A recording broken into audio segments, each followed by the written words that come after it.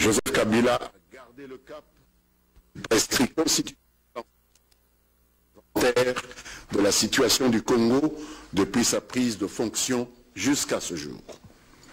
Peu avant ce discours, le chef de l'État avait procédé à la restructuration de nos forces armées et de notre appareil judiciaire dans le strict respect de la légalité.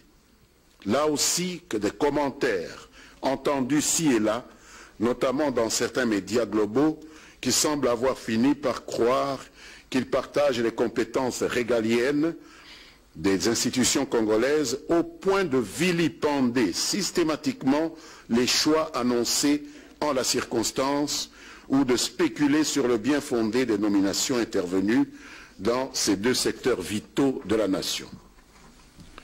S'agissant du dernier des séjours du président en Angola, jeudi et vendredi, je m'étonne de ce que malgré les termes un peu plus clairs du communiqué final et des déclarations des deux chefs d'État devant vos collègues à Luanda, certains se soient laissés aller à prétendre que cette invitation était en réalité une convocation du président devant je ne sais quel tribunal supranational pour y recevoir admonestation et injonction comminatoire sur la conduite des affaires de la République démocratique du Congo.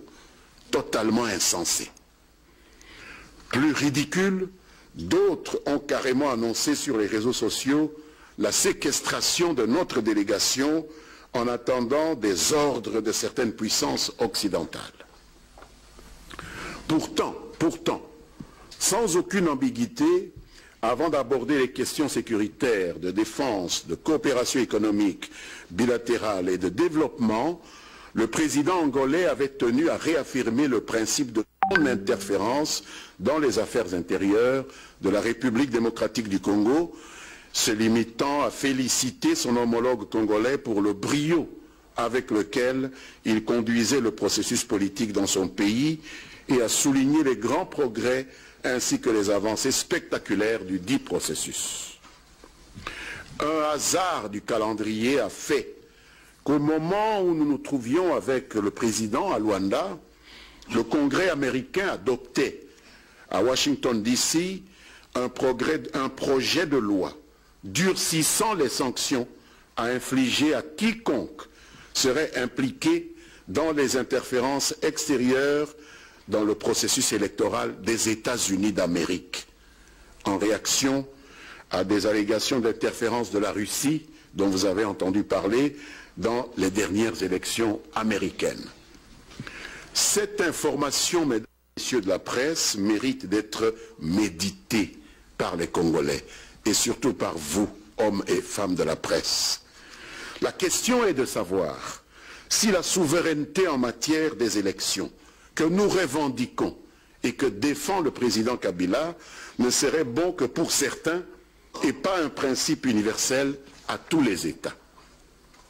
Le gouvernement et toutes les forces qui le composent, particulièrement le Front commun pour le Congo, restent convaincus que nous, Africains et Congolais, devrions écrire notre histoire nous-mêmes, chez nous, et ne plus accepter les interférences des autres qui se prennent pour les maîtres du monde, tout en refusant les ingérences extérieures dans leurs affaires intérieures à eux, et particulièrement dans leurs processus électoraux.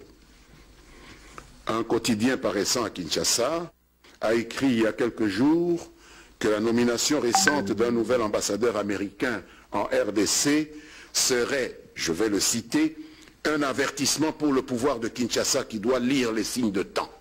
Fin de citation. Nous nous interrogeons sérieusement sur ce que cela veut dire. Et nous nous insurgeons contre cette tendance à en rajouter à la psychose inutile, dévalorisante et contre-productive dans laquelle vivent les Congolais depuis 1960.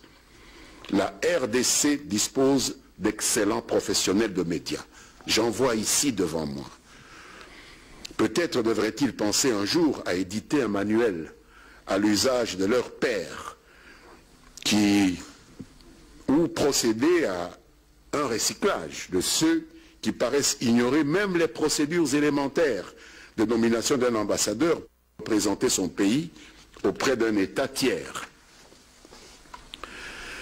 Mesdames, Messieurs, les semaines qui viennent de s'achever auront été aussi marquées par une accélération du processus électoral. Longtemps décriée, la Commission électorale nationale indépendante a vu débouler des milliers de candidats aux élections générales programmées pour le 23 décembre prochain. Des élections auxquelles ces détracteurs n'ont jamais donné la moindre chance de se tenir, mettant systématiquement en cause la bonne foi du chef de l'État et du gouvernement dans leur volonté de la soutenir dans cet exercice démocratique qui est pourtant devenu bel et bien inéluctable. Apparemment, le vent a tourné puisque les sceptiques d'hier sont devenus des convertis zélés, prêts à affronter les urnes. Tant mieux pour notre démocratie que d'aucuns continuent néanmoins à regarder avec une condescendance méprisante lorsqu'ils ne se lancent pas dans des tentatives désespérées d'en compromettre la bonne fin. C'est le cas de ce fameux compte Twitter créé délibérément pour faire circuler un faux posting du ministre des Finances pour faire croire que le Trésor congolais n'était pas en mesure de couvrir les charges de l'organisation des élections et qui a été sèchement démenti par le ministre Henri-Yves Moulang. Sur un autre registre, on a assisté au retour à Kinshasa dans le calme du sénateur Jean-Pierre Bemba, récemment acquitté par la Cour pénale internationale, où il était envoyé, faut-il le rappeler, suite à des plaintes de sujets non congolais et avec le concours d'autorités d'un pays européen et non des autorités de la République démocratique du Congo, que quelques exaltés essayent de rendre responsables des déboires vécus par ce compatriote il y a de cela 11 ans.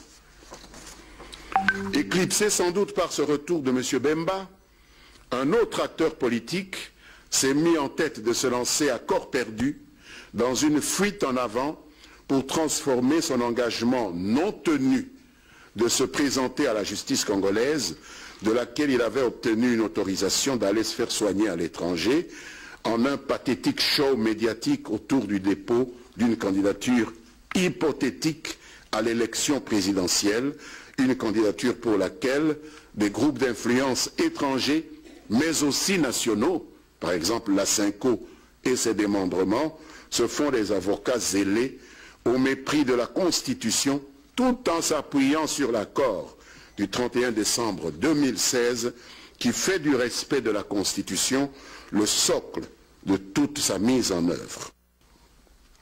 Pour donner un semblant de consistance à ce jeu, lui et ses amis ont dans un premier temps inventé une fausse demande d'autorisation d'atterrissage jamais envoyée à l'autorité de l'aviation civile avant de prétendre faussement avoir été empêchés d'entrer en République démocratique du Congo en fabriquant des faux communiqués attribués tantôt à des autorités zambiennes, tantôt à des autorités congolaises non autrement identifiées pour des raisons évidentes.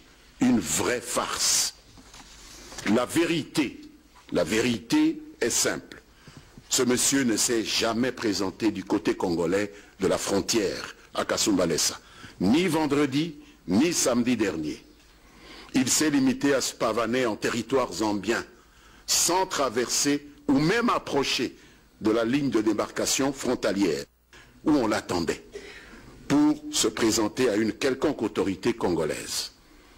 Par ailleurs, aussi bien la police nationale, la Direction générale des migrations, que la DGDA confirment que notre frontière avec la Zambie n'a jamais été fermée vendredi et samedi.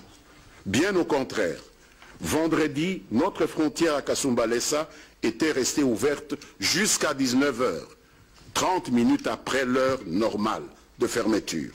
Et samedi, la frontière n'a fermé que 3 heures au-delà des heures normales de fermeture. Tout le reste relève de simples ragots et des rumeurs. C'est dans cet imbroglio qu'un de vos collègues, sans doute abusé par ses contre-vérités et soucieux d'en avoir le cœur net, était allé à sa rencontre en Zambie, en compagnie de quelques autres compatriotes, sans s'être conformé au préalable à la législation sur l'entrée et le séjour des étrangers dans un autre pays.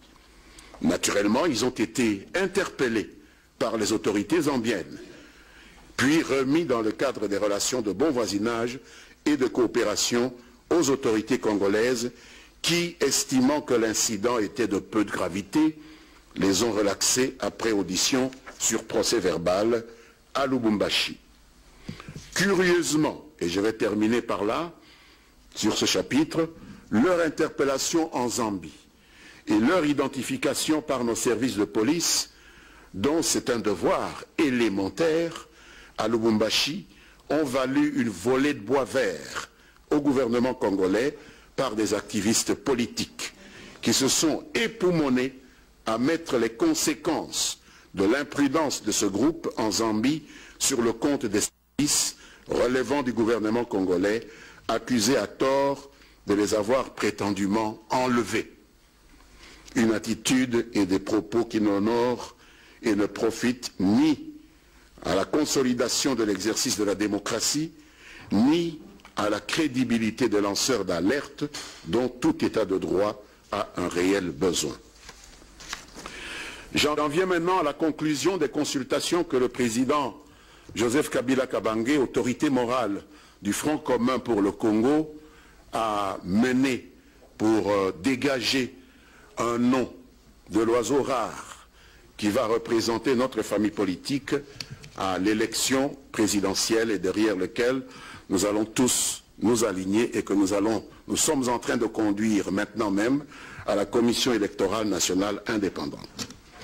Il s'agit du camarade Emmanuel Ramazani Shadari, secrétaire permanent du PPRD, né en 1960 à Kabambare, dans la province du Maniema, marié et père de 8 enfants. Il est diplômé d'études spéciales en sciences politiques de l'université de Kinshasa. Il est licencié en sciences politiques et administratives de l'université de Lubumbashi. Il est député élu en 2006 et en 2011 de la circonscription de Kabambare. Il a été président du groupe parlementaire PPRD à l'Assemblée nationale, puis coordonnateur de la majorité présidentielle à l'Assemblée nationale.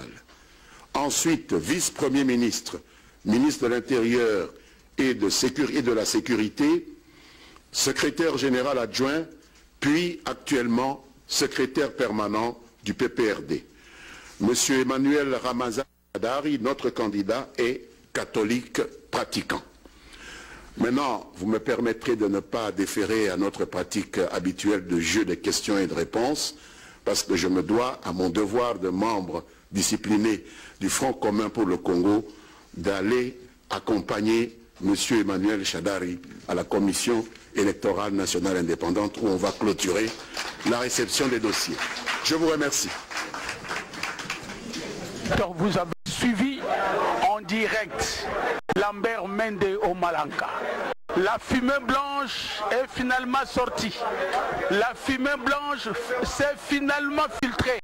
La fumée blanche dont on a beaucoup attendu, la fumée blanche est finalement sortie. Vous êtes vous les tout premiers à suivre cette déclaration. Donc finalement la majorité congolaise, politique congolaise, avec le front de Congolais. Je vous dis, amis téléspectateurs, Lambert Mende Malanga vient de dire, ce n'est ni l'autre. Aujourd'hui, c'est Shadari que les partis de la majorité vont accompagner à la CENI pour son dépôt de candidature. C'est lui qui sera le candidat président de la République pour la majorité. Téléspectateurs, c'est très important. Vous avez eu la primaire vous-même. Nous sommes, faut-il le dire, désormais fini le débat. Il n'y en aura plus. Le camarade Shadari, c'est lui qui représente le parti réuni autour de la majorité présidentielle. Et c'est en ce moment que nous commençons sont justement de Kabambare, nous sommes en train de que ça Kindu, et donc c'est un soignophone. Madame, vous avez vous aussi suivi avec moi la réaction de d'abord des journalistes ici dans la salle, comment ils ont applaudi, mais aussi parfois surpris de voir que c'était Chadari sur qui le chef de l'État a tout à fait jeté son dévolu. Madame, en Swahili, dis-le pour que les gens le comprennent convenablement. Merci Kuku Mamengi Panji, ni kusema kwamba tumepatikana hapa ku RTNCD ambapo waziri wa mambo za upashaji wa habari Lambert Mende Malanga ametoka kabisa kutaja nani huyu rais wa Jamhuri ya Kidemokrasia ya Kongo. Tukusema FCC wanaanza kutaja kandidati wao ni nani, ni Emmanuel Ramazani Shadari ambaye yeye ndiye ataweza kuwa kandidati kwenye uraisi ya FCC. Ndio tunaona kama ni furaha kubwa kabisa kwa sisi watoto wa Manyema wa kuona kama kumchagua Emmanuel Ramazani Shadari ambako kwenye uraisi yeye ndio waziri wa upashaji wa habari anamsindikiza huko kwa kwenda kuacha kandidatire yake kwa kuweza kufanya kandidati yake kwenye uraisi. Ni furaha kabisa kubwa kwa watoto wote wa Manyema wenye kupatikana Kindu Manyema hapa, hiyo hata mahali pote wanapatikana. Iko furaha kabisa sana zaidi na kuona kama Emmanuel Ramazani Shadari wenye walikuwa na kichungu nani atakuwa dauphin, nani atakuwa dauphin, ila leo sasa waziri anatoka kutaja na kumtaja yule Emmanuel Ramazani Shadari. Ni furaha kwa sisi watoto wa Manyema, iko furaha kabisa kubwa, na wapashaji wa habari hapo wanafurahi wenye kupatikana hapa katika chumba hichi cha kwenye waziri anaweza kabisa kutangaza nani mwenye kandidati wa FCC. Ila mami Ilela, unaweza kuwafasiria watoto wa Equateur, watoto wote wenye kupatikana mahali pote wanasema Lingala, ujulishe nani huyu FCC inamchagua kandidati wao kwenye kiti raisi. Allô mami. Na Tonde Boto di Feza Kalongola, bandi ba radio télévision nationale na ndenge ba Kristo ya bakatoko ba awa molinga mwapembe mobimi. Emmanuel Ramazani Shadari yende aponomi na lingomba ya FCC bo akolakse longi ya lingomba ya bango na etel bongo maponomi kwa kowela ebonga ya bokambi ekolo sangoana eti kopesa maawa na biso na ministre Lambert Mende Malanga. Ramazani Shadari azali mwana obino boyebi mwana mboka ya botami na Kabambare, mwana Manyema Kindu Manyema bokonzi ke na Manyema baninga balanga de télévision nationale congolaise kasi azali moto tangi bakelasi na ye awa o ete la likolo unikine abotami na mbula o tozaki lipanda mobuko to kama libwana tuku motoba Emmanuel Ramazani Shadari na mwangonga ndenge tozali kolanda nde bokolanda onzela betandeke nde bakokamba ye kwa kokdebo tika kombo ya ye o kombo ya lingomba linene ya FCC o ezebo Mema na Joseph Kabila Kabange oneze bongo mama likambo to iko Sabina mokomolelo molinga mopembe mobimi peli susu Emmanuel Ramazani Shadari azali bongo mondimi ya Ecclesia Santo Catholique na kopesa bongo maloba na Geneviève Kumba pote alimbola pena bandeko biso bazali ko biso na Congo Central pena Kwango ata na Kikwiti ata kuna na Masi bayoka mai mauti ko salima awa ngumba Nchasa ya seleka bapanga luzolo awa betokele betokena kati ya lukutakano ya imikatoka na usalama ntango ya na kati na kisika ya RTNCD kisika mwisi ya pembe mebima mutindo ba katoliki sadilaka ya ukana bakena zona bimisa mvuluzi ina ke sala samo andi twadisa Ecclesia seleka ya vuandaka mbuta Ramazani Shadari Emmanuel yandi mikatoka na kupona masa mo andi pona kumbu nandi na samu na mapona mia lama na kilume na mvula ya hii na mvula ngonde ya 10 na zole ina kisalama bapangi kena kwenda tangu ya samu na kwenda bikandi ani kwenda bika ya andi kandidatie samu una maseleka andi kemwana ina butukaka na mvula difunda mosi kama hivyo 10 yandi yavuandaka tangu ya dipanda andi ke mosi ya Ecclesia Catholique yandi mtwadisi andi vuandaka twadisa bisalu mingi na ina mitadila majorité présidentielle tala panga beto okukuma mingi mevutulila nge micro. Merci beaucoup, amis téléspectateurs. C'est bien d'être sur la radio-télévision nationale congolaise, la chaîne nationale. C'est là qu'il y a de l'information. C'est là où que tout repart. Comme élément d'information, l'information et toute exploitation amis téléspectateurs, je n'aurais pas exagéré que de vous dire, il aurait fallu ce point de presse. 6 mois aujourd'hui, peut-être une année, chaque jour, Joseph Kabila Kabange, président de la République, disait « Je ne veux pas me représenter. Je vais respecter la Constitution. Je vais écouter ce que disent les Congolais. » Il est arrivé un moment que Joseph Kabila Kabange était bien obligé de faire le bilan de son mandat. Voilà un homme qui a été dans un cachot. Toute sa jeunesse a été sacrifiée pour la République démocratique du Congo, pour son destin. Qu'il était en train de dire que je ne serai plus le candidat de demain. Vous savez très bien, amis téléspectateurs, nombre de personnes ont avalé 4 fois de verre d'eau parce qu'ils étaient contents. Il y a ceux qui n'étaient pas contents, bien sûr.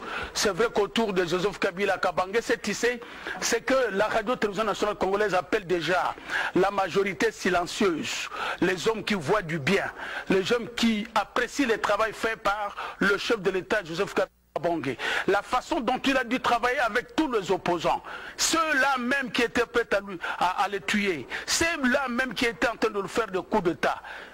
Joseph Kabila Kabange a travaillé avec eux, de modèle à modèle, jusque d'ailleurs en ce moment que nous allons vers les élections, le gouvernement actuel, c'est un gouvernement de cohésion nationale. Il ne s'est pas représenté, Joseph, il vous l'a dit. Aujourd'hui, c'est Chadari, le camarade Chadari, la personne qu'on a vu très bouillant en train de mener le PPRD, l'implanter ici, dans la ville de Kinshasa. Le bouillant Chadari était dans la logique de son parti, dans la logique de leur corporation. Le président de la République, entre nombreux de ses collaborateurs, a choisi cet homme qui n'est né qu'en 1960. Hélas donc, tu es né les jours de l'indépendance, ça veut dire, Chadari, tu devrais continuer à te battre pour les notes de l'indépendance, pour les testaments de père de l'indépendance. C'est lui, c'est donc lui, Chadari, que la majorité présidentielle porte comme celui qui fera la carte qui gagne. Chadari.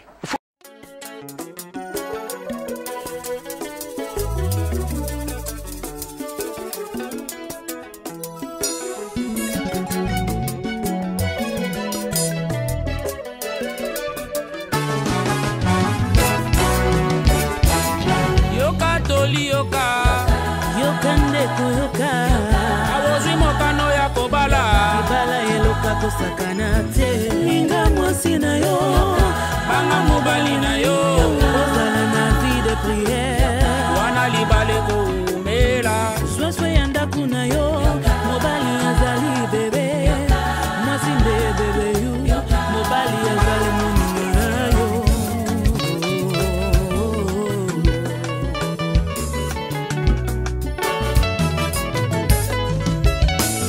Bakotaka ndako ya libala mpona kopusa mosusu mosika na la vie, bayaka kobebisa tie yoka yoka tolie ya Zambe ya groupe Soleil de Gloire, Moya Kembo ebimi mpona moto nyonso. libala eza sale d'attente, tozozela kozonga na Yesu mama na ngai. O libala oyo ewuti na Nzambe, esheke koya te soki boza na bolingo, bakoko kosenga bango na maboko, liboso. o libala oyo ewuti na Nzambe, moto akabona te o banguna na soni ye. Tokosimba bakoko, tokokende liboso, soki toza na bolingo.